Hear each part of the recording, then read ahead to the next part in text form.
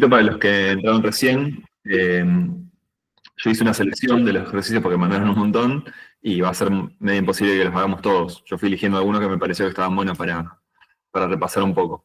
Y mañana a las 14 nos vemos en el simulacro de parcial. Ahí podemos ver otros ejercicios que hayan quedado por fuera o dudas que tengan puntuales. Podemos ver ahí al final del simulacro o durante el simulacro, me pueden ir preguntando. Y bueno, comparto pantalla y arrancamos nomás.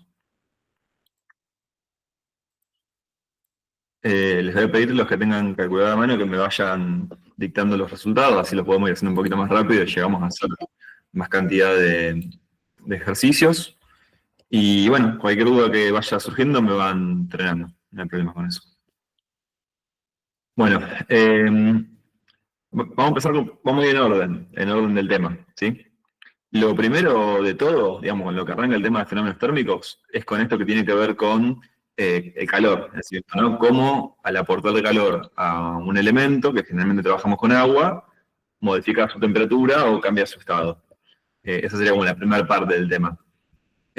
Yo acá, uno de los que mandaron me pareció que estaba interesante para hacerlo porque no es solo qué calor yo tengo que aportarle para transformarlo, sino qué potencia me pide para hacerlo en 4 horas. O sea, qué potencia necesito para hacerlo en 4 horas. Esto es interesante porque a veces cuando es un tipo de ejercicio que estamos acostumbrados a que sea con calor, o sea, con una forma de energía, por ahí cuando nos piden potencia, a veces nos descoloca un poco. Así que bueno, vamos a empezar a resolverlo. Ustedes cualquier cosa vayan frenándome. Dice, ¿qué potencia debería tener un calentador para convertir 10 litros de agua a 10 grados en vapor a 110 grados en 4 horas? Expresarlo en watts. Entonces vamos a empezar como un ejercicio, en este caso el ejercicio de calor, digamos. Nosotros tenemos que primero llevar el agua de 10 grados a 100 grados. No sé si se acuerdan de este gráfico, que era, bueno, como yo tengo diferentes etapas, según si estoy en un momento donde yo lo que aporto es calor sensible o si lo que aporto es calor latente. Perdón, voy asentando los que van entrando. Ahí está. Entonces, nosotros en este caso, si arrancamos con agua a 10 grados, estamos empezando acá, ¿no? Estamos entre 0 y 100 grados.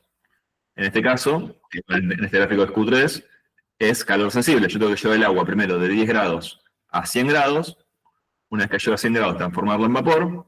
Eso es calor latente. Y de ahí llevarla a vapor a 110 grados, que vuelve a ser calor sensible. Entonces, en este caso, si el ejercicio está en gramos o kilogramos, esos números no cambian. Lo que pasa que eso, fíjate, bueno, este es el resumen de fórmulas. Yo no sé si todos lo tienen, si no lo vuelvo a mandar al grupo.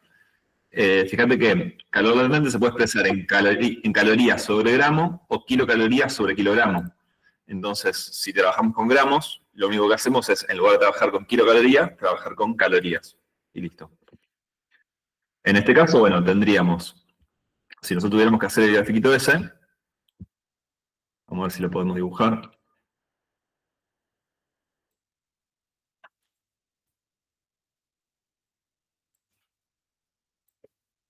Arrancamos con agua a 10 grados.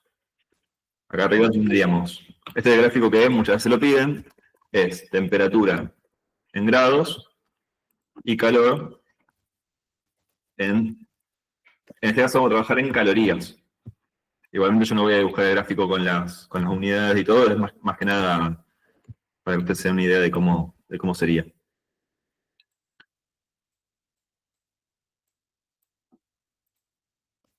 Bueno, arrancaremos con agua a 10 grados, tenemos que llevarla a 100 grados.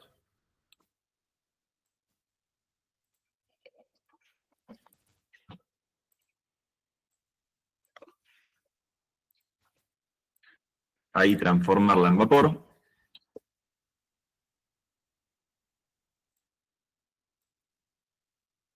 O sea que mientras se transforma en vapor es un periodo de calor latente. Y después llevarla a vapor a 110 grados. O sea, ahí estaríamos en 110.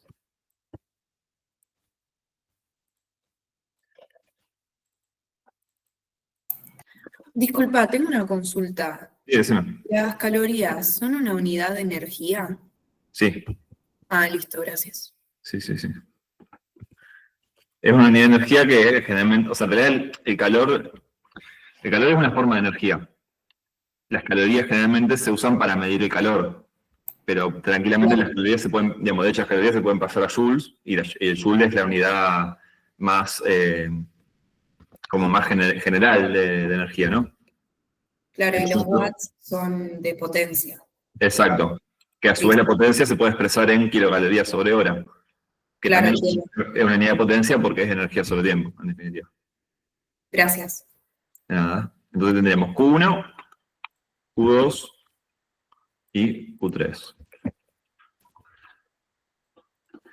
Acá en este caso, nosotros si nos fijamos en las fórmulas, vamos a trabajar con estas dos, principalmente.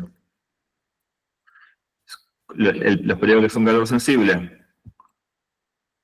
vamos a trabajar con calor igual a masa por calor específico por diferencia de temperatura, y el periodo Q2, que es de calor latente, va a ser masa por L, que en este caso va a ser L de vaporización. Entonces, el Q1... bueno, perdón. Lo primero de todo sería la masa. Nosotros cuando trabajamos con agua, 1 litro es 1 kilo directamente. En este caso son directamente 10 kilogramos de agua. El Q1, entonces van a ser 10 kilogramos por el calor específico del agua, que fíjense que acá lo tenemos. De hecho, acá ya nos lo da en calorías sobre gramos Celsius. Caloría sobre gramos Celsius. Igualmente, sí, perdón, esto sería 1 caloría sobre gramos Celsius. Si no nos lo diera, si nos diera en kilocalorías sobre kilogramos Celsius, es lo mismo. O sea, es el mismo número, sigue siendo 1. Porque es como que multiplicamos o dividimos por 1000, tanto arriba como abajo. Una pregunta. Sí. ¿Eso te lo dan? O sea, ¿te lo dan en el parcial o me lo tengo que aprender como por las dudas? Mira, yo todos los ejemplos que vi de parciales lo dan. Pero igualmente, si se lo quieren aprender, son literalmente 5 numeritos. Por ejemplo, yo te digo, el de latente de fusión, el latente de vaporización, ¿eso me lo tengo que saber o te lo dan casi siempre? Por eso, casi siempre te lo dan. Yo todos los ejemplos que vi te lo dan. Ok. Pero son 2 números igualmente, es 80 y 540. Digo, pues si lo quieren saber de paso, son poquitos números, por las dudas. Igualmente, si se los vienen dando siempre, en el caso que no se los den, yo creo que ustedes también pueden ir y decirle al profe, che, no nos dieron el dato que siempre lo vienen dando en los parciales, dámelo. Porque, digamos, son números que no son, digamos, que no tiene sentido que no se los den, por así decir. Pero bueno, si los quieren saber por las dudas...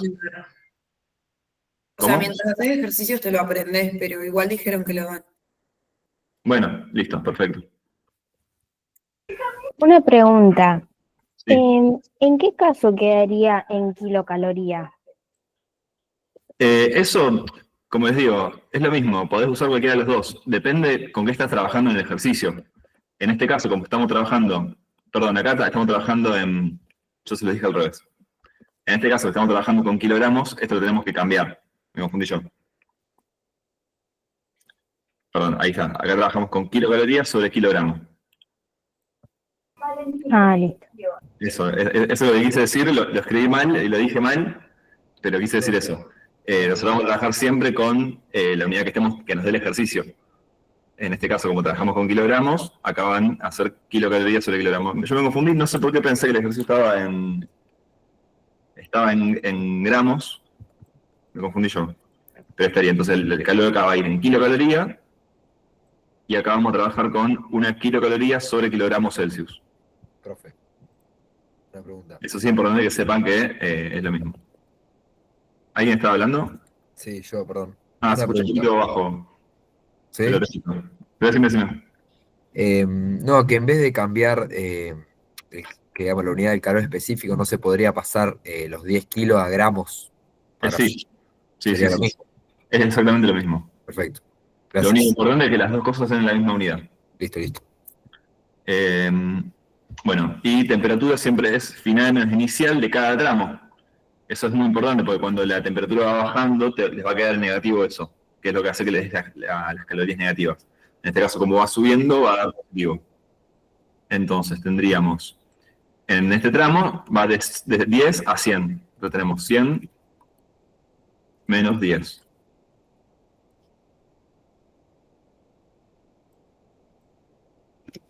¿Cuánto les da esto? 900, ¿no? Sí. Bien. Bueno, el Q2, dijimos que era masa por calor de vaporización, LB. Acá lo mismo, en lugar de usarlo en calorías sobre gramos, lo usamos en kilocalorías sobre kilogramo, o como dijeron recién, pueden pasar si no los 10 gramos, los 10 kilogramos a gramos. Bien, y esto sería 5400 kilocalorías. Y ese era calor, Q2 era calor latente, no hay cambio de temperatura, solo hay cambio de estado. Y el Q3 va de 100 a 110.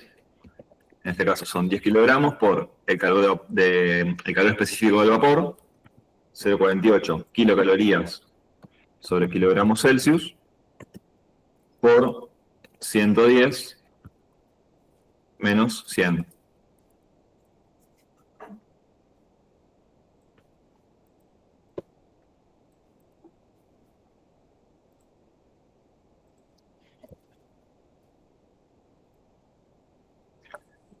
¿Eso cuánto les da?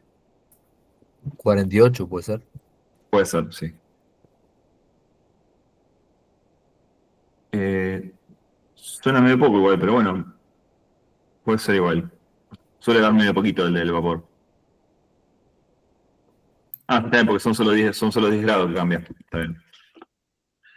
Bueno, y el Q total, vamos a sumar los tres. 900 kilocalorías más 5400 más 48.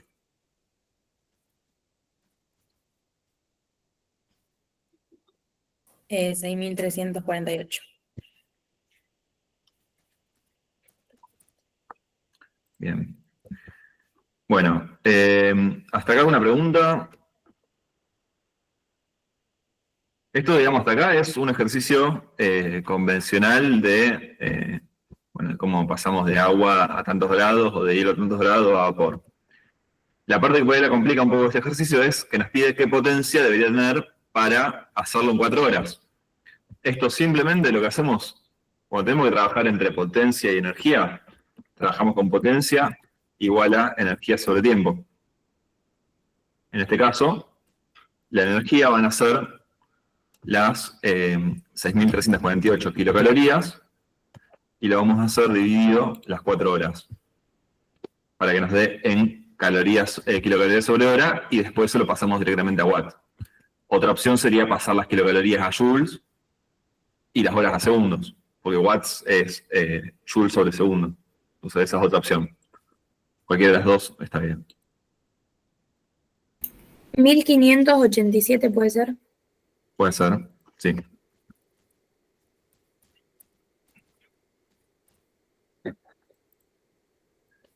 Bien. Bueno, esto es un número que sí lo tienen que saber, pues no se lo van a dar, que es la equivalencia entre watt y kilocaloría hora, o lo que es lo mismo, es el mismo número entre watt hora y kilocaloría. Y entre caloría y joule también les conviene saberlo. Estas tres equivalencias, sí yo le diría que se la aprendan porque no se los dan en el parcial y a veces hace falta, ¿no?, saber cómo es el pasaje de uno a otro para casos como este. Entonces, un watt es 0,86 kilocalorías sobre hora. Acá simplemente hacemos regla de 3. Si una kilocaloría, perdón, si 0,86 kilocalorías sobre hora es un watt, perdón, esto nos pedía en watt, sí, está bien. 1587 kilocalorías sobre hora va a ser 1587 por 1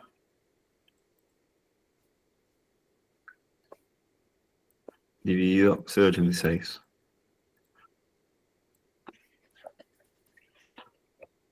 Fíjense que si nosotros acá lo hiciéramos con unidades, esto sería kilocalorías sobre hora por 1 watt dividido 0,86 kilocalorías sobre hora. Entonces ahí lo que pasa es que se termina cancelando en ambos casos kilocalorías sobre hora. Se simplifica. Y nos queda en watt.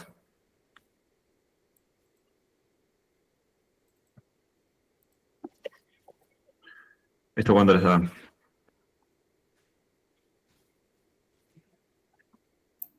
$1.845,35.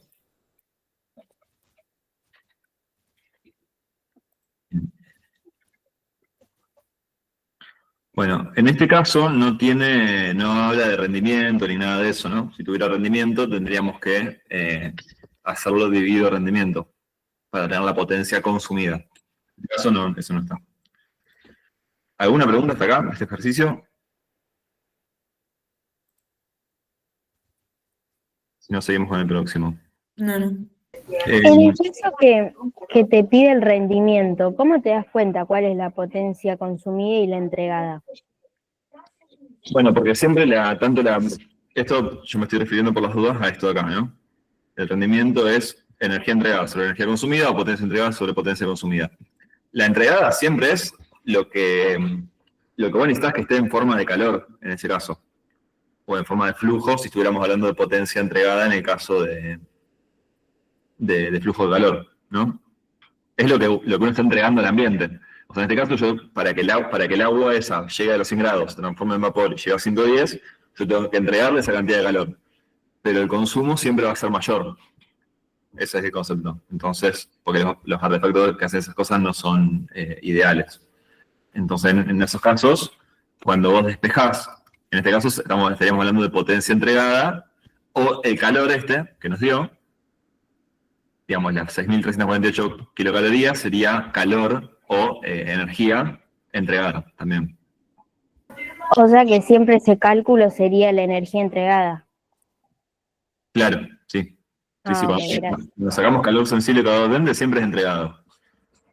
Y cuando trabajamos con flujo de calor, por ejemplo, si vos tenés, cuando hacemos, ¿no?, el ejercicio de transferencia de calor, vos calculás el flujo, que básicamente te lo dan en watts, eso es potencia, en realidad esa es la potencia que está ingresando al lugar, que vos para contrarrestarla, o sea, por ejemplo, para mantener la temperatura, ya sea que hablemos de extraer esa potencia con un aire acondicionado o de entregarla cuando estamos en invierno, por ejemplo, con un calefactor, siempre lo que vos tenés que hacer es entregar esa cantidad. Entonces vos lo que tenés que hacer es dividirlo por el rendimiento para llegar al consumido. Ese sería el concepto. Bueno, este ejercicio me pareció que se salía un poco de lo común, que capaz que estaba bueno para verlo, porque en lugar de ser agua, es con cobre. Y acá, esto es un ejercicio raro, yo sinceramente no creo que lo tomen, pero me pareció que, ya que habían preguntado, me pareció que estaba bueno para revisarlo porque se sale un poco de la norma, o de los ejercicios más tradicionales. Básicamente, ¿qué cambia si es otro material que no es agua? Cambian muchas cosas. Cambia por un lado el calor específico, cambia también el calor latente, en este caso de fusión, pero además también cambia la temperatura de fusión. O sea, los topes, que en el agua son 0 grados, que es la temperatura de fusión, y 100 grados, que es la temperatura de vaporización, pueden variar. Entonces, en este caso nos aclara que la temperatura de fusión del cobre son 1083 grados. Entonces, ¿cómo sería el gráfico, ¿no?, si tuviéramos que trabajar con esto? Vamos a reciclar este grafiquito, así no perdemos tiempo dibujándolo. Nosotros en este caso estamos arrancando con el cobre de 18 grados. Lo que nos pide es fundirlo. O sea que tenemos un Q1 y Q2. O sea, tenemos que llegar a la temperatura de fusión. Arrancamos con el cobre de 18 grados. Tenemos que llevarlo a 1083 grados.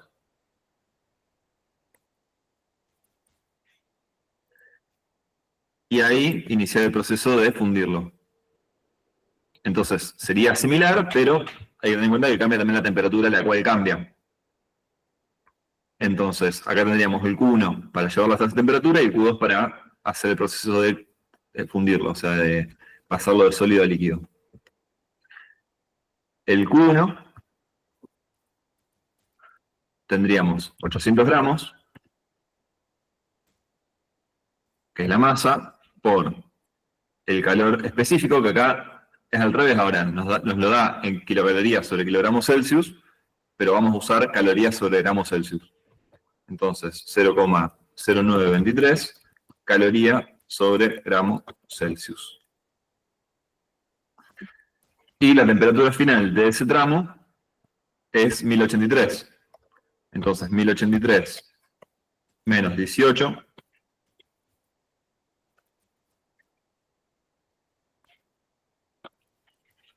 ¿Cuánto les da esto? 78.637.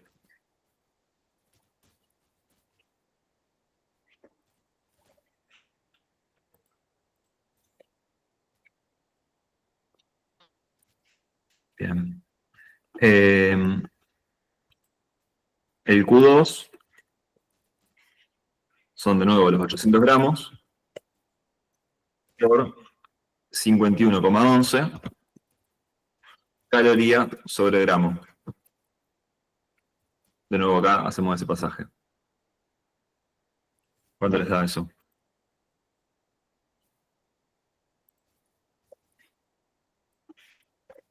Te pregunto, Sí. ¿en el resultado del Q1 no sería calorías o termina en kilocalorías? No, perdón, me confundí yo. Es la costumbre. Calorías. Ah, ok, listo. Tienen razón. 40.888 da eso. Bien, ahora de nuevo calorías.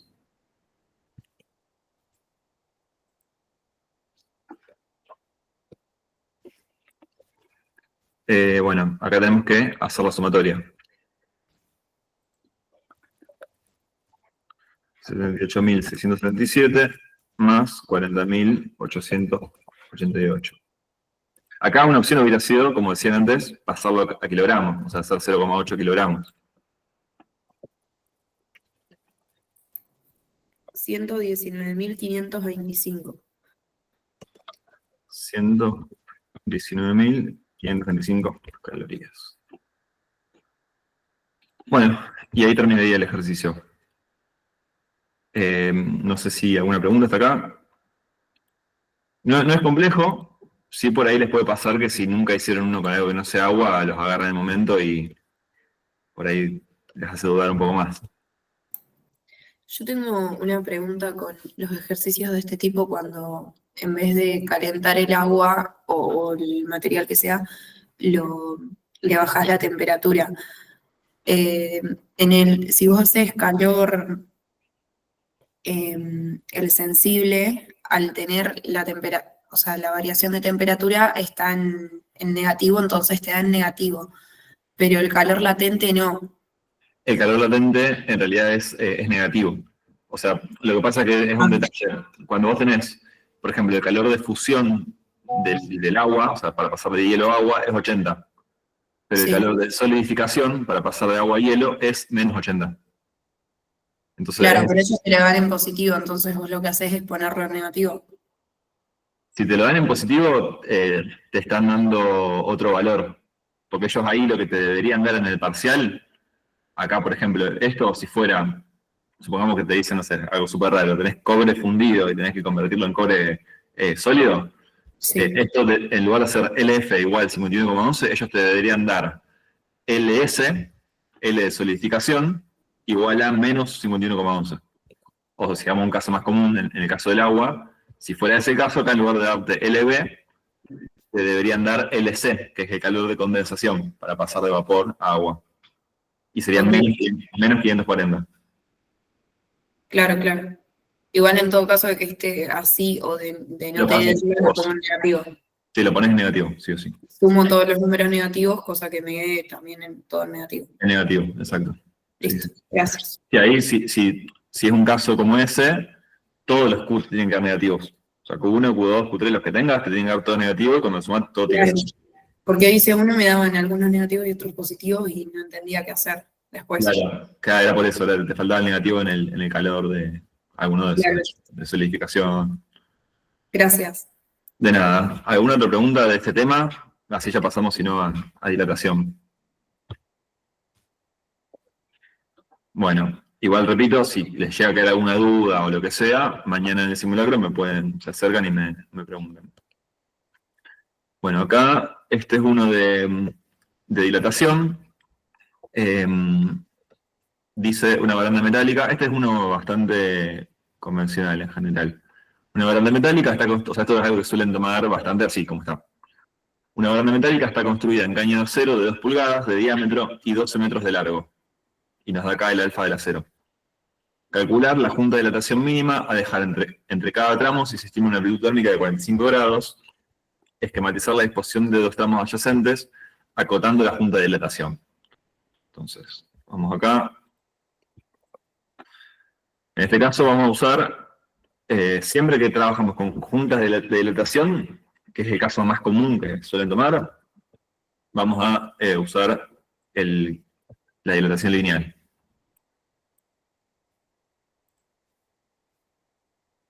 Que sería delta L igual a L sub 0, que sería la longitud inicial, por alfa por delta T. En este caso, siempre, esto yo siempre lo repito por las dudas, por si alguna es la primera vez que lo hace, yo sé que en los grupos por ahí en el grupo de estudio hicimos varios. Siempre que tenemos junta de dilatación, delta L es el ancho de la junta, porque es lo que se va a dilatar el elemento. L sub 0 es la longitud inicial. Cuando tenemos varios tramos, es la longitud de cada tramo, la longitud máxima que tiene cada tramo, que en este caso son 12 metros. El alfa es 12 por 10 a la menos 6. Eso va en Celsius a la menos 1.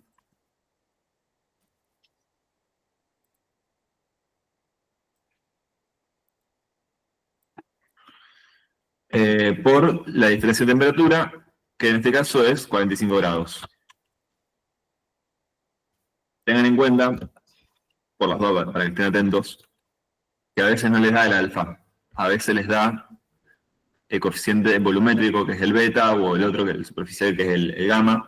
Generalmente el beta suelen dar, y en ese caso tienen que hacer beta dividido 3 para obtener el alfa, que es el lineal.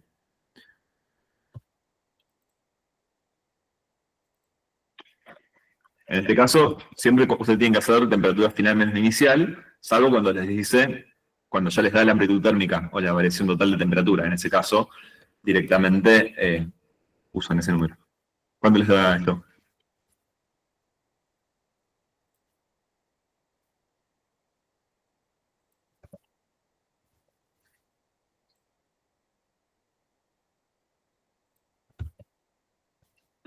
(6,48 por 10 a la menos 3).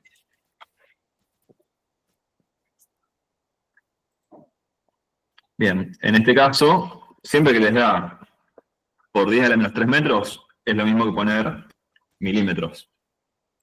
Porque cuando ustedes multiplican por 1000 para pasar a milímetros, es como sacar 3 ceros a la coma. Bueno, ahí respondo un par de cosas que preguntaron en el chat.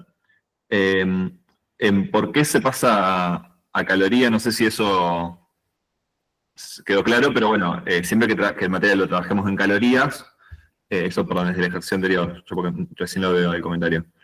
Si trabajamos en gramos, acá vamos a tener que trabajar en calorías sobre gramos Celsius, entonces el resultado nos va a dar en calorías. Y después lo que preguntaron sobre la radiación incidente, después lo vamos a ver, que es el último tema, pero radiación incidente es la radiación, en definitiva, es la radiación que está incidiendo sobre el muro o cubierta. Eso es el tema de transferencia de calor. Bueno, ¿y cuál es la inicial y la final en la amplitud térmica? Es lo mismo en realidad, porque lo que nos interesa a nosotros es la variación. A veces, cuando trabajas con la junta de dilatación y te dicen, bueno, por ahí ejercicios, por ejemplo, que te dicen la temperatura puede variar entre 10 y 30 grados. Entonces ahí no hay una inicial y una final, no te está dando una inicial y una final. Sin embargo, lo importante es la diferencia Entonces, si trabajamos entre 10 y 30 grados, la diferencia va a ser 20. Podés simplemente hacer el mayor menos el menor, listo. En ese caso. Porque generalmente lo que nos interesa es eso, lo que nos interesa es, nosotros incluso pensándolo en la arquitectura, nosotros vamos a trabajar con posibles variaciones de temperatura. Che, bueno, no sé, en esta zona en la que yo voy a construir esto, la temperatura mínima en invierno es, no sé, 6 grados y la máxima son 40 grados cuando pega el sol con todo. Entonces uno trabaja con esa variación. Lo importante es la diferencia que tenés entre la máxima y la mínima.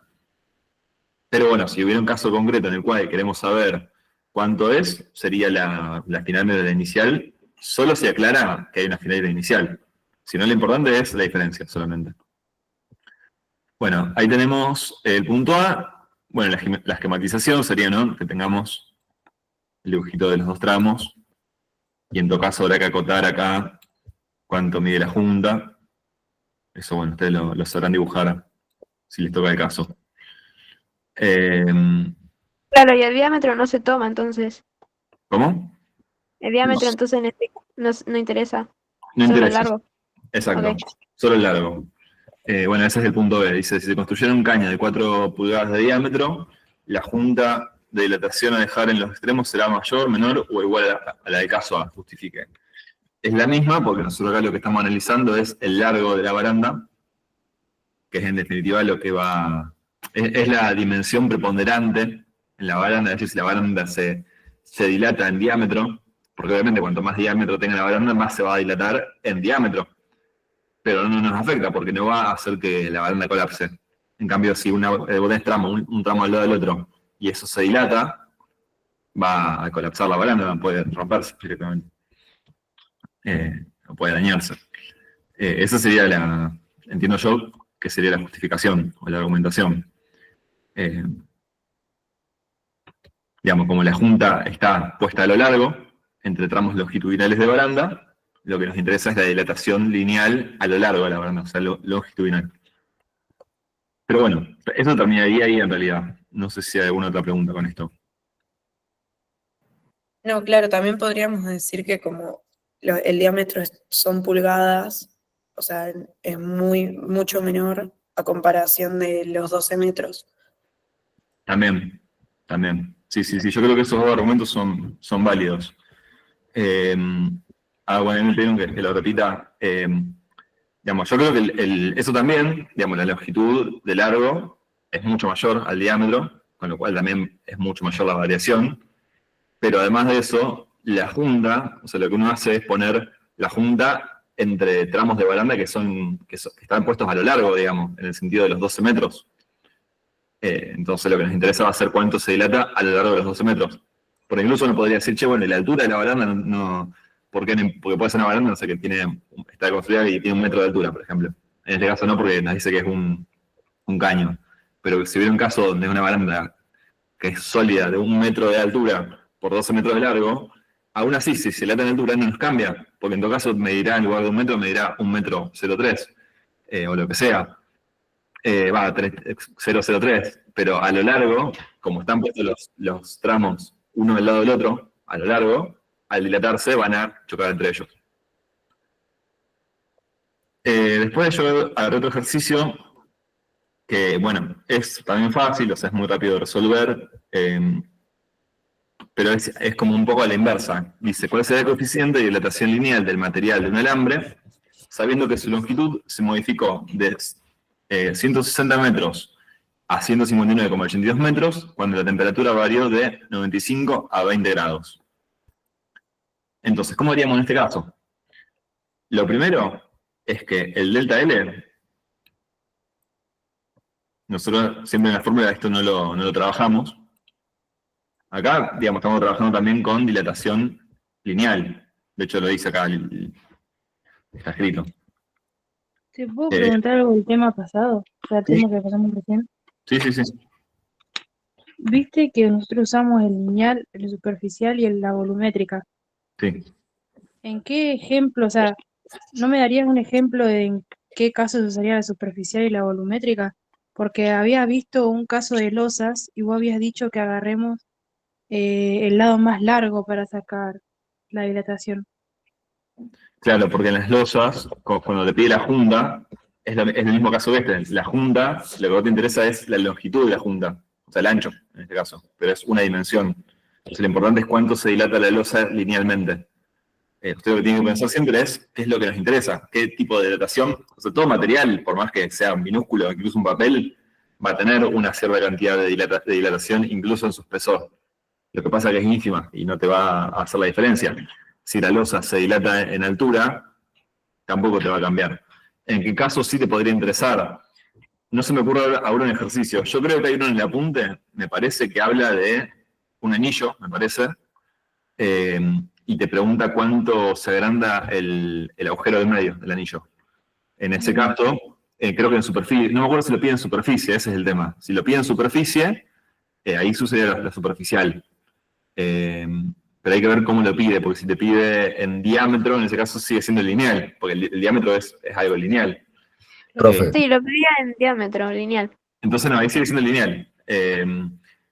Sí, me van a preguntar algo. sí, no, que yo le iba a decir que había visto un ejemplo que en el ejercicio siempre viste que se trata de como saber interpretar qué te está pidiendo. Y te decía, en uno que había visto yo, que decía la dilatación de sus dimensiones. Entonces estaba hablando ya de dos dimensiones, no de una sola. Entonces ahí creo que hablaba de la superficial, porque después encima la pedía en centímetros cuadrados. Claro, bueno, sí, generalmente es según qué es lo que te piden. Un ejemplo que se me ocurre a mí, no sé si hay, o sea, sinceramente no se me ocurre ningún ejercicio porque creo que todos los que hemos hecho en general siempre fueron lineales. Pero, por ejemplo, si hubiera un caso de un objeto, no sé, una esfera, por ejemplo, una esfera, no sé, de metal, eh, que se sumerge en agua y te preguntan, bueno, si cambia solo, pasa que es raro porque también el agua se dilataría, entonces es muy difícil de medir. Yo pensaba, bueno, si se sumerge, ¿cuánto sube el agua? Pero bueno, eso es muy difícil de medirlo realmente. Eh, Porque incluso es raro un caso en la arquitectura en el cual nos interesa otra cosa que no sea la junta de dilatación. La verdad que no se me ocurre. Porque generalmente si vos tenés, como el caso de una losa, por más que es un elemento superficial, a nosotros lo que nos interesa es cuánto se dilata en un sentido, cuánto se dilata en el otro, que son dos dimensiones longitudinales, son dos longitudes. Entonces, yo creo que casi siempre es la lineal. Me parece que si les toman un ejercicio donde sea superficial o volumétrico, yo pienso que va a ser bastante evidente que es volumétrico o superficial. Pero, como les digo, yo todos los casos que vi, que por lo menos recuerdo de un parcial, es lineal. Si solo da el delta, no, sería el alfa en ese caso, el coeficiente lineal. Para pasarlo de superficial a volumétrico habría que multiplicarlo por 2 o por 3. Sí, exacto, hay que multiplicar por 2 o por 3. Exactamente. Había un ejemplo de dilatación superficial que te decía que era un portón y que por ejemplo, a menos 10 grados tenía tanta superficie y a 40 tenía otra y vos tenías que calcular cuánto se dilataba el portón en total sería. Pero eso era lo único que había de otro que no sea lineal. Claro, de una, está bien. Sí, sí, que incluso no tiene mucha aplicación, porque incluso en el portón uno intentaría, siempre ver, bueno, cuánto le dejo de margen en los bordes para que si se dilata no se rompa. Igualmente uno tendría que sacarla, es como una junta en realidad también. Entonces era también un ejercicio superficial en ese caso, porque te pide la superficie, pero si uno lo tuviera que aplicar en la práctica real, uno sacaría la lineal, en ese caso. Bueno, vuelvo a esto. En este caso, lo que tiene por ahí de raro este ejercicio es que además de que es al revés, el delta L, esto por ahí no es algo más intuitivo, ¿no? El delta L es la variación de longitud. O sea que uno podría considerar que es la longitud final menos la longitud inicial. O sea, 160 metros menos 159,82. Porque en definitiva la variación de longitud va a ser la diferencia entre estos dos. Que son 0,28 metros.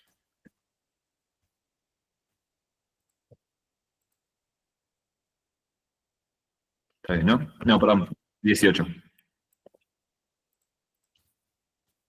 Ahí está, 0,18. Y ahora simplemente lo que vamos a hacer es, volvemos a la fórmula esta, y vamos a despejar el coeficiente alfa, que es lo que nos está pidiendo.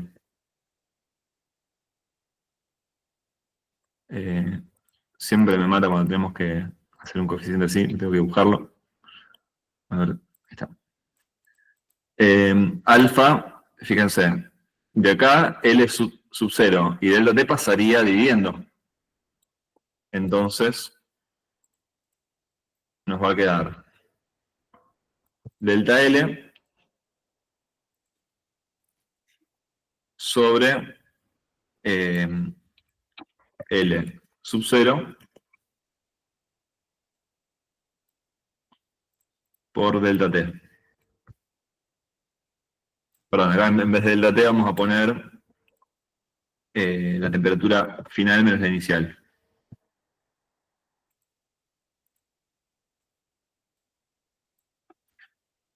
Acá una cosa, si bien la final sería 20, a nosotros lo que nos va a interesar acá es la diferencia, en realidad, más que cuál es la final y cuál es la inicial. Capaz que de ahí también respondiendo un poco a lo que preguntaban antes de cuando no está claro, porque no tendría sentido que el coeficiente nos dé negativo. Entonces acá vamos a trabajar directamente mejor con delta T. Va a ser más claro, me parece.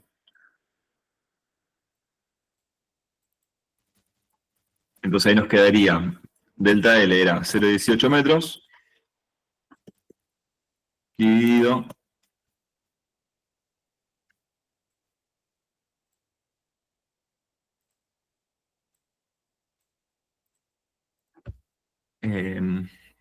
estoy pensando acá, L sub 0 si tendríamos que usar, esto sí no me queda muy claro cuál sería de los dos en el que tendríamos que usar.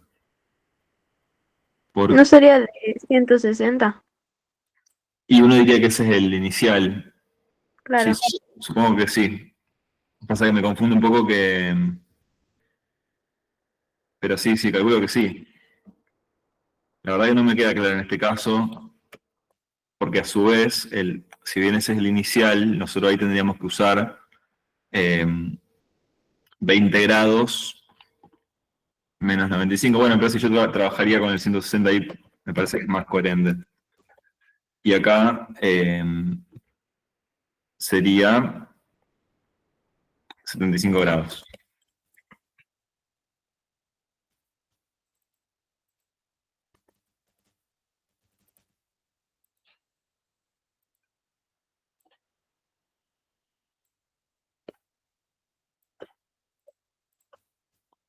¿Cuánto les da eso? 1,5 por 10 a la menos 5. ¿Cómo, perdón, no? 1,5 por 10 a la menos 5. Perdón, ahí veo que pusieron en el chat que la longitud inicial sería 160. En realidad es verdad eso. Nosotros tenemos que hacerlo al revés. Es lo mismo en realidad, pero es verdad. Nosotros en realidad nos quedaría 159,82, que es la final. En realidad, porque esto es raro porque nos va a quedar negativo, pero es verdad que la variación es negativa porque se redujo. ¿Sí? Te quedaría negativo. Y acá también quedaría negativo, porque esto sería 20 grados, que es la final, menos 95. Entonces ahí quedaría positivo. El resultado es el mismo, ¿no? Pero técnicamente sería así, en realidad.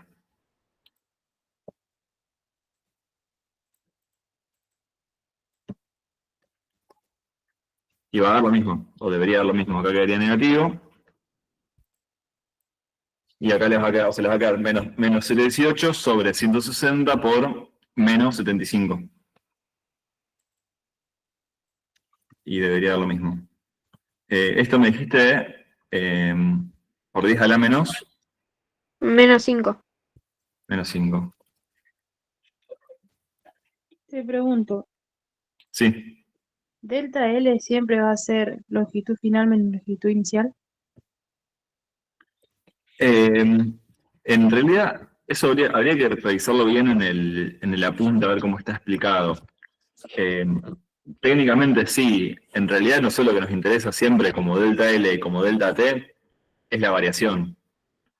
Pero sí, en realidad sí debería ser final menos inicial porque eh, a vos el delta L puede ser negativo a veces. Puede ser negativo cuando vos tenés digamos, un descenso de temperatura, la longitud se acorta, digamos. O sea que sí, yo trabajaría con final menos inicial siempre por las dudas. Ante la duda siempre es mejor trabajar con eso y listo. Vale, gracias. Esto iría en grados Celsius a la -1, ¿no? Me parece que iba... Sí, está bien. Perdón, ¿te puedo preguntar algo de teoría? Sí, ¿La capacidad calorífica es lo mismo que el calor latente? capacidad. Calorífica. Yo creo que sería lo mismo, o sea, la verdad que no lo tengo tan claro. Capacidad, ¿en qué contexto estaba usado? No, pide que expliquemos el calor sensible, el calor específico y la capacidad calorífica. Y Capacidad, lo dije en full y me parece tipo la misma definición que calor latente, entonces capaz que era otra forma de decirlo. claro. No sé, la verdad que capacidad calorífica no lo tengo muy claro. Bueno, está bien, no te preocupes, gracias. O sea, La capacidad calorífica es cuánto calor se necesita para cambiar la temperatura. ahí va. Entonces sería el mismo calor específico, en ese caso. Ah, Sí, no, claro, me parece que más o menos. la capacidad calorífica, capaz que estoy equivocado, pero me parece que es para un objeto concreto con una cierta masa. Claro, Sí, Cuanto sí. más masa sí, tiene y más calor específico tiene, mayor capacidad calorífica tiene. sí. Eh, Masa por calor específico, ahí está, exactamente eso. Bien, perfecto, gracias a todos los que aportaron en la definición que yo no sabía. Bueno, ¿seguimos con eso? ¿Les parece? ¿Alguna otra pregunta? Sí. Bien. Bueno, yo acá recordé uno de transferencia de calor que incluye lo de. Y después uno de cosas de humedad. Y bueno, después si nos da tiempo podemos hacer esto también que mezcla un poquito de algunos temas. En este, bueno, empieza como un ejercicio más o menos clásico de transferencia de calor. Nos pide primero la resistencia total del muro. Entonces, resistencia total. Esto se acuerdan que era la resistencia superficial exterior, más la resistencia superficial interior, más las R de cada material que tengamos en el medio. En este caso son 3. Entonces tenemos R1, R2 y R3.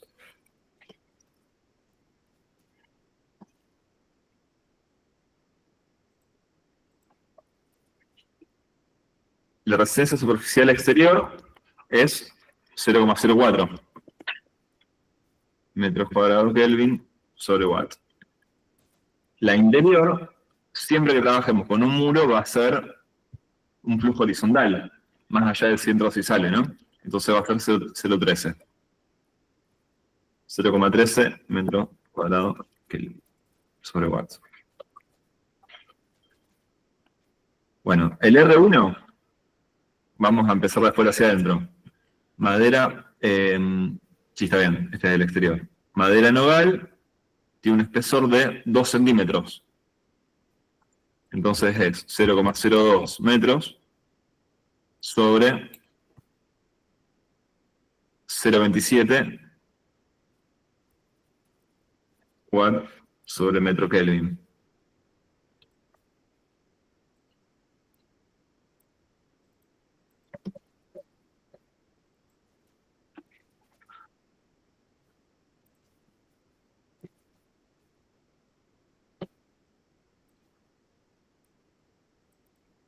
Después tiene mortero de cemento de arena, tiene 3 centímetros.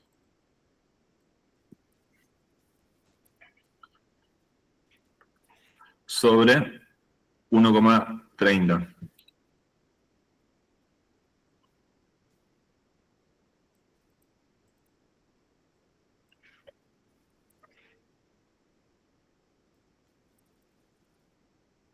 Y por último tenemos el ladrillo hueco, que en este caso, esto es importante, nos da el R directamente. ¿Por qué? Porque es un material que no es homogéneo. Tiene partes huecas, partes con material. Entonces, en ese tipo de materiales nos va a dar directamente el R. Que eso es algo que generalmente el fabricante del material dice, che, bueno, el R del material es este. Así que no hay que hacer la división. Directamente ponemos 0,41.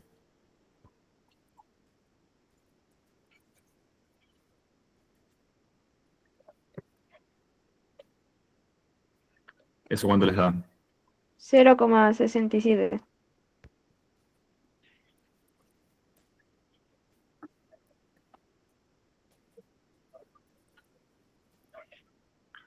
Bien. Bueno, ahí tenemos el punto A. Punto B nos pide el flujo de calor.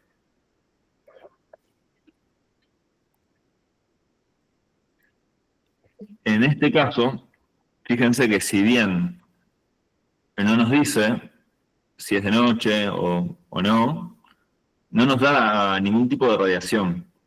O sea que vamos a, en esos casos, cuando no nos da radiación, directamente suponemos que no hay radiación. Ya sea porque es de noche, ya sea porque, no sé, por algún motivo no le da el sol. Entonces, en ese caso, vamos a usar, bueno, esto, no sé si se acuerdan, la fórmula es esta, la fórmula completa. En este caso, vamos a usar solo la primera parte de la fórmula. O sea, esto, bueno, acá después en el resumen de la fórmula lo tienen todo explicado cuándo se usa cada parte y todo eso. Cuando no tenemos radiación, como en este caso, los dos términos que contienen radiación no van a estar. O sea, ese y este. Entonces nos queda H sobre A igual a delta T sobre RT.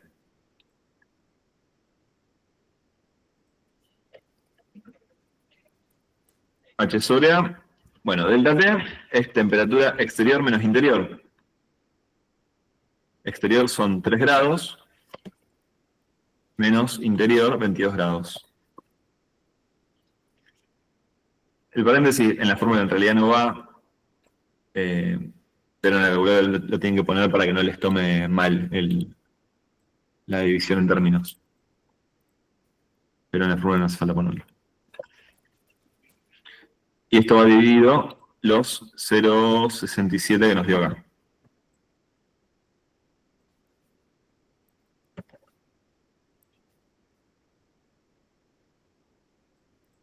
¿Cuánto les da eso? ¿No pide flujo de calor, entonces no habría que multiplicarlo por el área?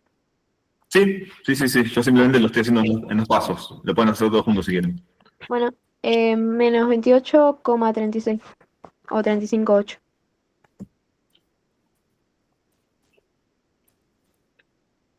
Lo hago acá en watts sobre metro cuadrado. Y ahora, como decía recién, vamos a sacar el flujo. Hacemos menos 28,36 watts sobre metro cuadrado por el área, que son 60 metros cuadrados.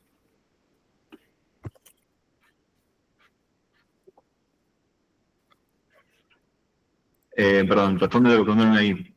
Si pone radiación incidente, va acá, en la E. La E sería la radiación incidente, obviamente. Después el tau sería el porcentaje de la radiación que atraviesa el muro, y el alfa el que absorbe el muro. Y el RE es la resistencia exterior, que es la que sacamos acá. La que nos da la tablita, digo, 0,04. ¿Esto cuánto les da?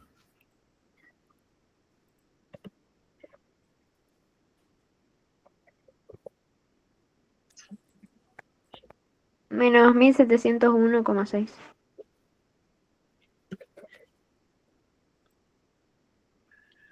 Bien. Bueno, ahí estaríamos en el punto B, que nos pide flujo de calor total.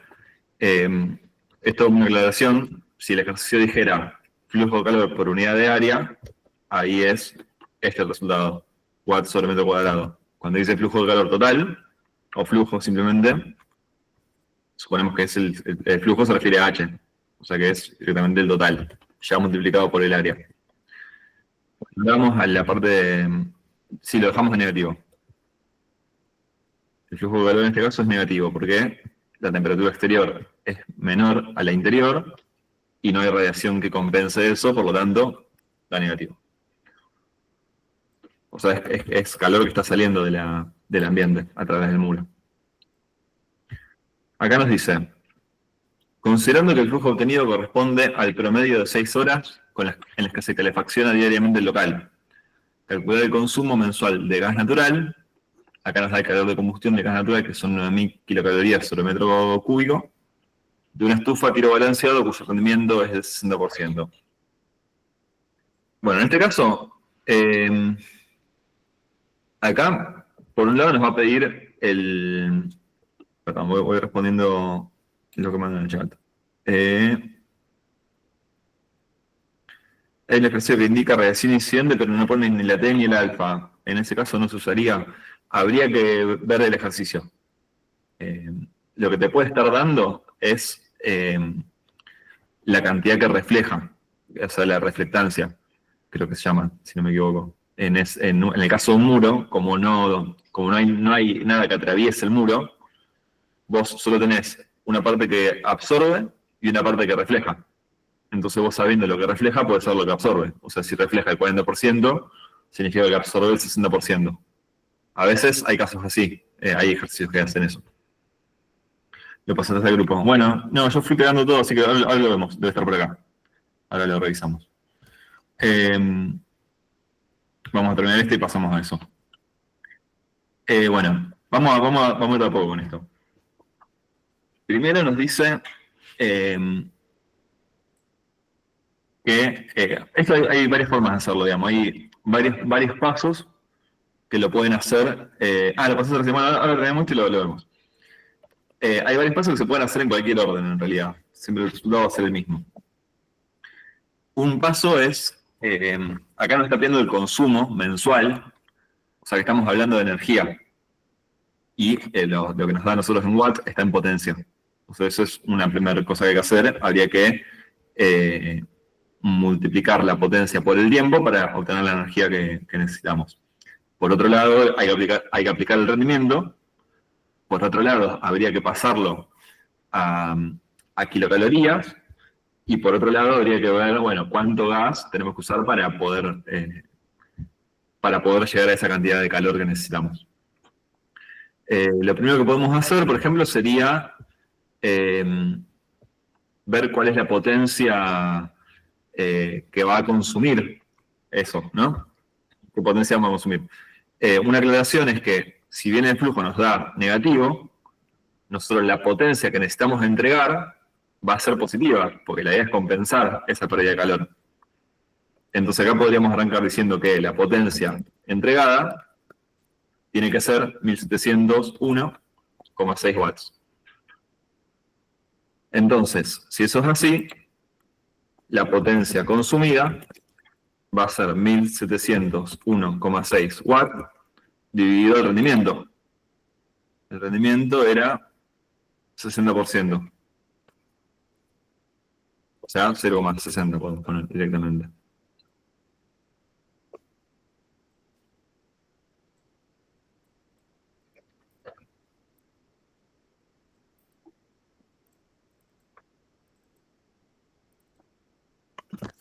$2.836.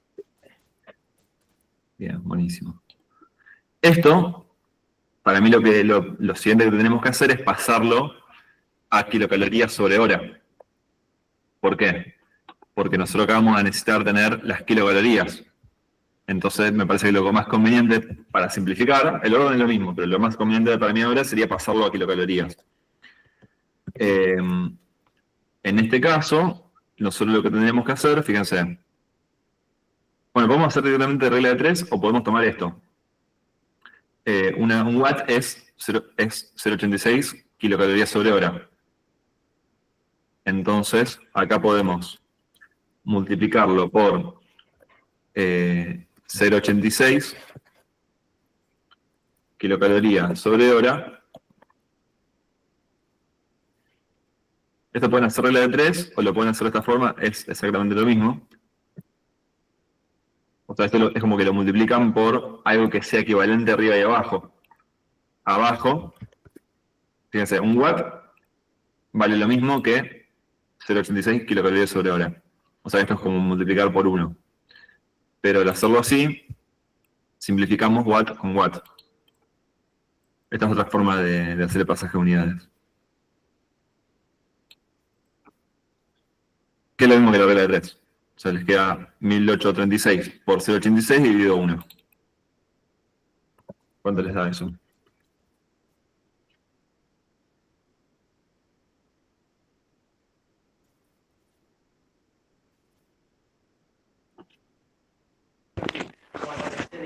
$2.438,96. Rendemos en 2439 directamente. Kilocalorías sobre hora. Bueno, ahora vamos a sacar la energía. Energía, digamos, si nosotros teníamos que potencia es energía sobre tiempo, acá potencia igual a energía sobre tiempo, para sacar la energía tenemos que pasar el tiempo multiplicando, o sea que energía es potencia por tiempo.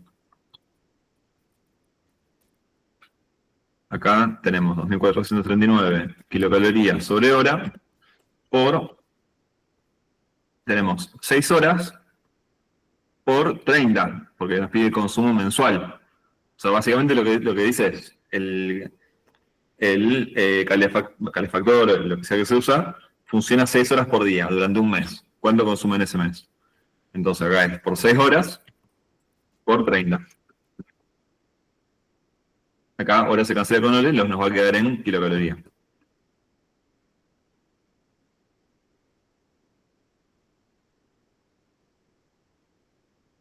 ¿Cuánto les da eso?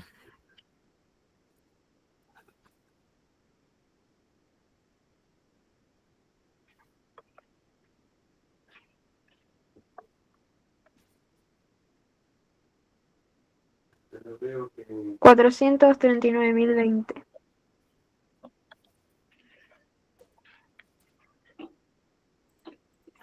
Bien.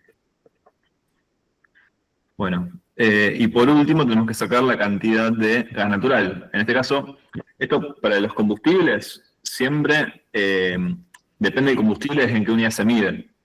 En el caso de gas, obviamente va a ser en metros cúbicos, porque es muy difícil medirlo en kilogramos, pero cuando es un combustible sólido, generalmente se mide en kilogramos. También puede haber un caso, pero se resuelve de la misma forma. En realidad, esto simplemente despejando la unidad, ustedes ya se dan cuenta que lo que tenemos que hacer es multiplicar esto por la cantidad de metros. Perdón, me estoy diciendo mal. Si nosotros hacemos. Bueno, lo voy a explicar completo porque si no va a ser más complicado, me parece. El calor de combustión siempre va a ser, ahí lo tenemos en kilocalorías sobre metro cúbico. Entonces, esto va a ser igual al calor que emite, o sea, la energía, en definitiva. Esto también, acá podríamos haber puesto calor, es lo mismo, porque lo trabajamos en kilogramos, en kilocaloría, digo. El calor de combustión es el calor sobre los metros cúbicos de combustible. O kilogramos de combustible si fuera un combustible sólido. Pero bueno, en definitiva sería, por eso sería volumen de combustible, ¿no? En este caso vamos a poner directamente de gas.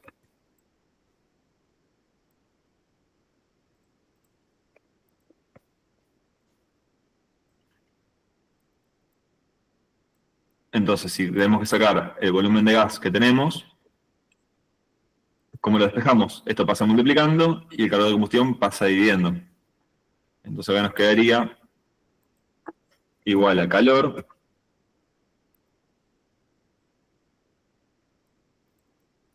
sobre calor de combustión. O sea, 429.020 kilocalorías sobre 9.000 kilocalorías sobre metro cúbico. Me perdí porque sacamos de volumen. Porque esto es de volumen de gas, que es la Ok. cantidad de gas, en definitiva. Es lo que te pide acá. Dice calcular el consumo mensual en gas natural. Lo que pasa es que el gas natural se mide en metros cúbicos.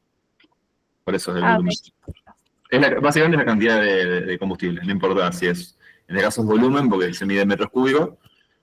Una forma rápida de verlo es que nosotros queremos que nos dé los metros cúbicos. Fíjense que si hacemos kilocaloría dividido kilocaloría sobre metro cúbico, kilocaloría y kilocaloría se simplifican, y metro cúbico, que está dividido 2 veces, pasa multiplicando arriba. Entonces esto en definitiva nos va a quedar en metros cúbicos. Como una forma también de chequear si lo que están haciendo está bien. 48,78 metros cúbicos. Bien, ahí terminaría el ejercicio. Bueno, era un poquito más complejo, esta última parte, porque combina todo. Pasarlo, digamos, calcular la energía, pasarlo de unidad, aplicar el rendimiento, sacar la cantidad de calor, de combustible que utiliza. Más que esto no se complica, para que también se queden tranquilos. Y bueno, y volviendo a lo que preguntaban antes, del ejercicio ese, no sé si me querés indicar cuál es. Yo acá fui copiando más o menos los que fueron pasando. Uno que decía, me dijiste radiación incidente. No sé si es alguno de estos.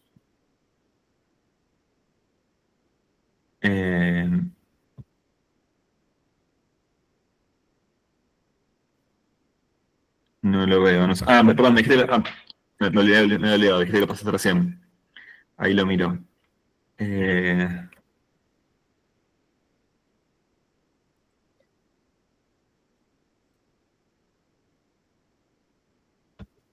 ¿Es el último que mandaron al grupo?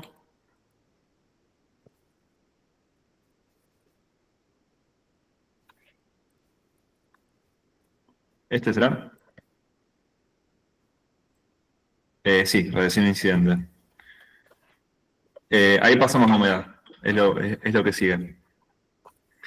En este caso, nos da la radiación incidente. Acá nos da el alfa. Esto es lo que estaba faltando. No sé si Cami era que le preguntó. Si estás por ahí. Pero en este caso lo que te está faltando, lo que te faltaba era que está un poco perdido, porque está entre medio de los K, pero en el último material, que es la chapa de acero galvanizado, nos da el alfa, que es cuánto absorbe, que es justamente el dato que va acá en la fórmula. Alfa por E.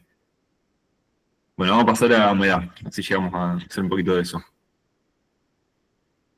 Si te da un ejercicio que suministra una estufa, 400 kilocalorías sobre hora, y me pregunta si alcanza para mantener una temperatura interior constante, y si no es así, calcular la potencia que se debe suministrar, porque no te da el rendimiento.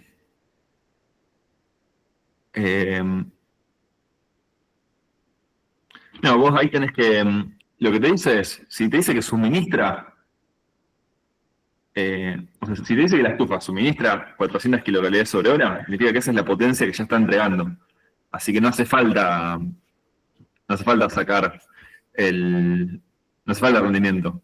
Vos lo que tenés que hacer en realidad, vos tenés que pasar esas 400 kilocalorías sobre hora a watt, para que esté en la misma unidad que el flujo, y ver si es mayor o menor. Si es mayor que el flujo, significa que alcanza. Si es menor que el flujo, significa que no alcanza. Pero como dice suministrar, ya se entiende qué es lo que está entregando directamente. Bueno, vamos a pasar a humedad, si llegamos a verlo antes de las 1:30. Yo acá es el único que encontré de los que pasaron de humedad, estaba en este parcial, que es un parcial del año pasado, o sea que es súper reciente. Acá, fíjense que les da tanto el ábaco como el cuadrito este que usamos la otra vez en el grupo de estudio. Son dos formas de hacerlo. Para mí el ábaco es mucho más rápido y aparte es lo que vienen usando más últimamente, pero está bueno saber hacerlo de ambas formas. Si alguno no estuvo o no lo vio, en el grupo de estudio de la semana pasada, resolvimos de ambas maneras un ejercicio. Así que eso también está ya subido en YouTube, así que lo pueden buscar. En este ejercicio nos dice que en un salón de usos múltiples de 1000 metros cúbicos se necesita pasar de una condición inicial de temperatura de 24 grados y humedad relativa 80% a otra de temperatura 20 grados y humedad relativa 60%. ¿Cuál es la humedad absoluta en el estado inicial? Entonces, vamos a empezar con eso. Cuando ustedes trabajan con el ábaco, si trabajan con esto de acá abajo, van a tener que usar la fórmula esta de acá. Humedad relativa igual a humedad absoluta sobre masa saturada por 100. Si trabajan con el ábaco, es bastante más fácil y más rápido. Lo que hay que hacer es ubicar en este gráfico, en este ábaco, la situación que nos pide. Que inicialmente son 24 grados. Entonces acá en temperatura de bulbo seco marcamos los 24 grados. Ah, bueno, acá ya estaba marcado. Marcamos 24 grados.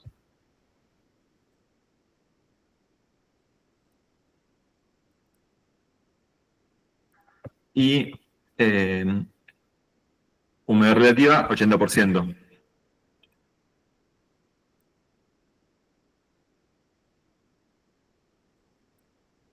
Bueno.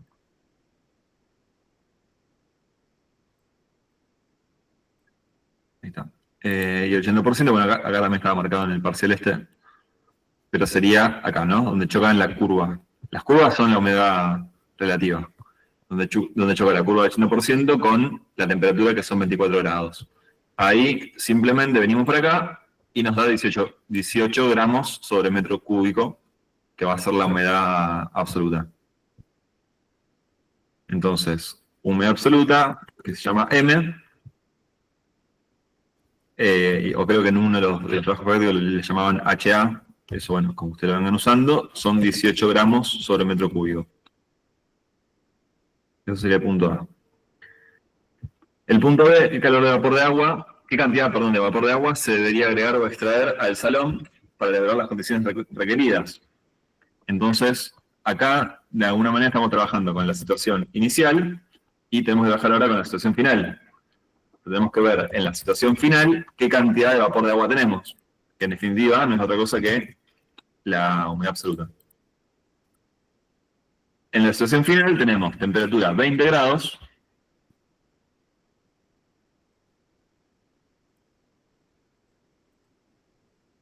y humedad relativa 60%.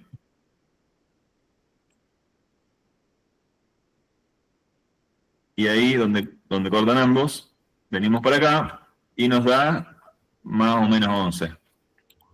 10, algo, por ahí, ¿no? Más o menos. Podríamos decir 10,7 aprox. Esto de aproximado es abajo, obviamente.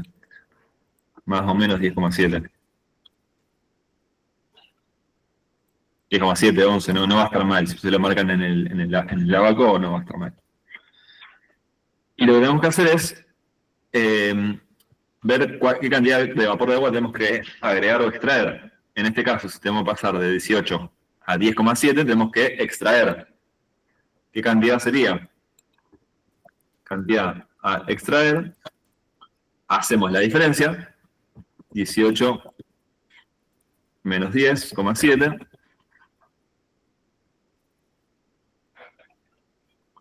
Y eso lo multiplicamos, es entre paréntesis, para saber cuál. Esto de acá es qué cantidad tenemos que extraer por cada metro cúbico, y eso lo multiplicamos por la cantidad de metros cúbicos, que eran 1000.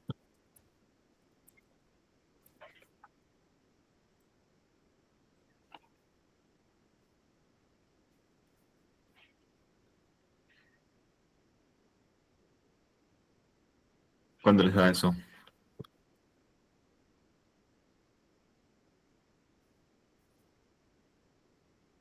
La situación final, lo saqué con los datos que nos pone acá.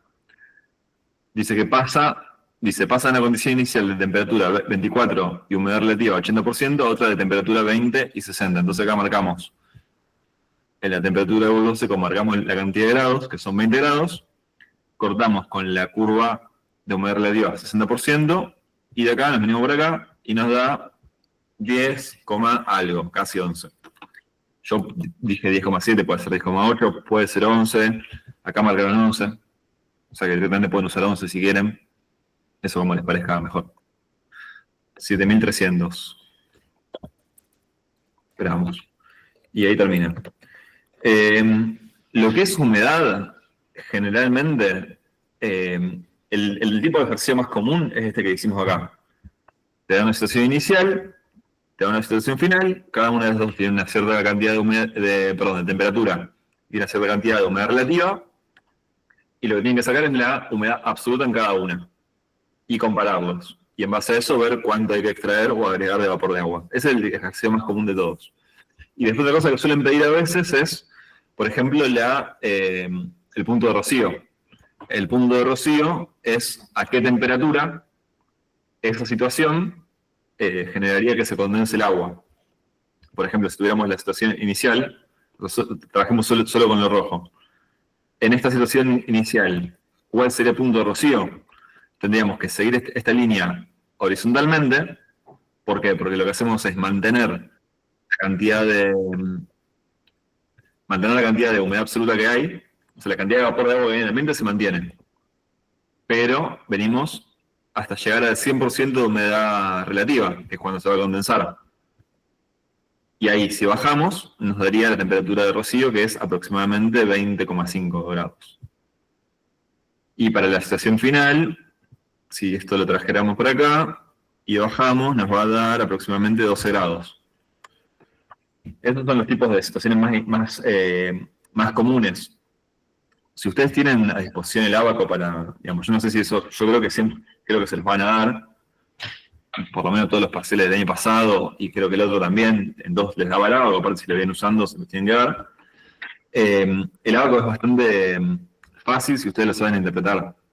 Lo importante es que abajo tienen la temperatura real, que acá tienen la humedad absoluta, o sea, la cantidad de gramos de agua por metro cúbico, y acá las curvas son la humedad relativa. Entonces, Tengo ustedes una manejan pregunta. metros. Sí. Sí, en la tabla, ¿cómo se saca el punto de rocío? ¿Con esto de acá?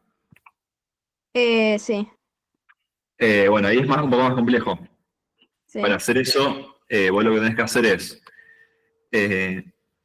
primero sacás la humedad absoluta que tenés en ese caso, o sea, M. Y después tenés que suponer una situación en la cual la masa saturada sea igual a la humedad absoluta. ¿Por qué? Porque con esta fórmula, humedad relativa igual a humedad absoluta sobre masa saturada, tenés que, si humedad relativa es 100%, significa que humedad absoluta y masa saturada tienen que ser iguales. Entonces, si la masa saturada es igual a la humedad absoluta, la masa saturada es una forma de trabajar que es con esta tablita. Con esa tablita, lo que nos dice es, a cada temperatura, ¿qué masa saturada le corresponde? ¿Qué sería la masa saturada? Sería la cantidad de gramos de vapor de agua por metro cúbico para la cual ese ambiente está básicamente colapsado de humedad, o sea, empieza a condensarse, o sea que tenemos humedad, con esa cantidad de masa saturada tendríamos humedad relativa al 100%, es básicamente eso. Y para cada temperatura le corresponde uno distinto. Cuanto más temperatura, mayor es la masa saturada, o sea, mayor es la cantidad de gramos que puede haber, de gramos de vapor de agua que puede haber en el ambiente, sin que eso se condense. Cuanto más baja la temperatura, o sea, no sé, yo por ejemplo hoy me levanté y todos los vidrios estaban empañados. ¿Por qué pasa eso? Porque la temperatura bajó muchísimo, como la humedad absoluta era la misma, pero la temperatura bajó la masa saturada, entonces llegó a una humedad relativa en el vidrio del 100% y se empezó a condensar el agua. Ese es el fenómeno, básicamente. En ese caso lo que usted tiene que hacer es hacer que la masa saturada es igual a la humedad absoluta y ver a qué temperatura tendríamos esa masa saturada. Por ejemplo, si te da que la humedad absoluta era 821, la masa saturada va a ser 821 y la temperatura de rocío van a ser 8 grados. La dificultad de esto es que a vos puede ser que te dé 9, no sé, te da 9 gramos, por ejemplo, la masa saturada. Entonces, en ese caso, lo que hay que hacer es interpolar entre 8 y 12.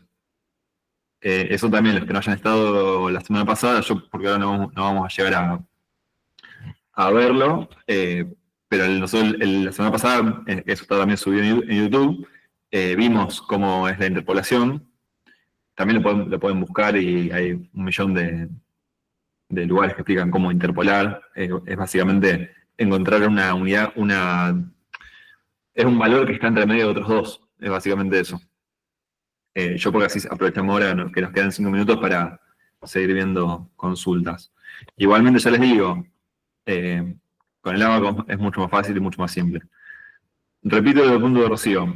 El punto de rocío es a qué temperatura se va a empezar a condensar para una determinada situación. Entonces lo que hacemos, si trabajamos con la situación inicial, es mantener la humedad absoluta, pero subir en realidad al 100% la humedad relativa. Entonces, si tuviéramos que graficarlo, venimos así, lo voy a marcar en otro color para que se entienda. Venimos desde ahí hasta el 100% y de ahí bajamos para ver qué temperatura tenemos. Y ahí nos daría casi 20,5. Es eso, es muy simple. Bien, no sé si alguna otra pregunta. Repito para los que se sumaron después, mañana a las 14 horas en la Facu, en el aula C2, vamos a hacer un simulacro de parcial, que también la idea es, vamos a llevar unos ejercicios, que son modificaciones de ejercicios que en algún momento tomaron en algún parcial, para que ustedes lo puedan resolver por su cuenta, pueden ir preguntando si surge alguna duda, y después del último explicamos bien cómo se resuelve, y si tienen otras dudas o consultas o lo que quieran ver, también lo podemos ver un poco ahí. También, si les parece, podemos ver algunas preguntas de teoría.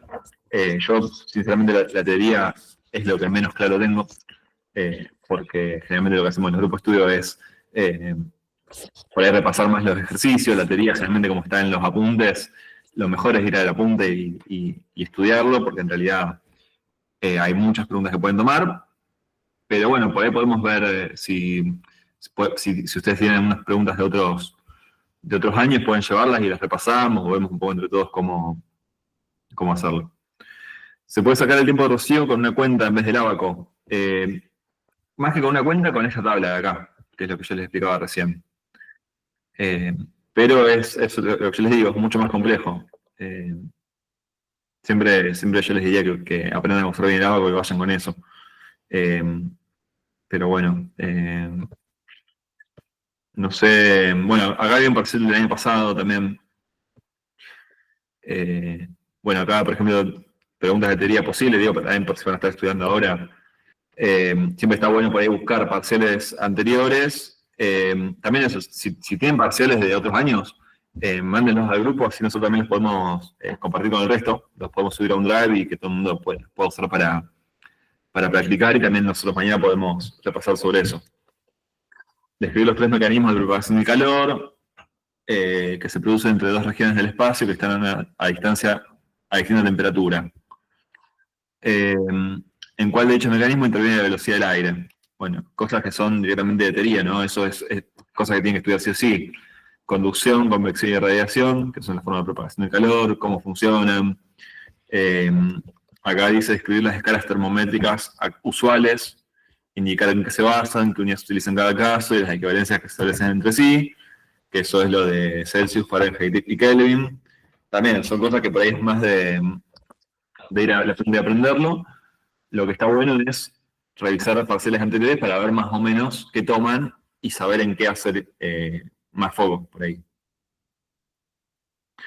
Bueno, ¿alguna otra pregunta que quieran hacer?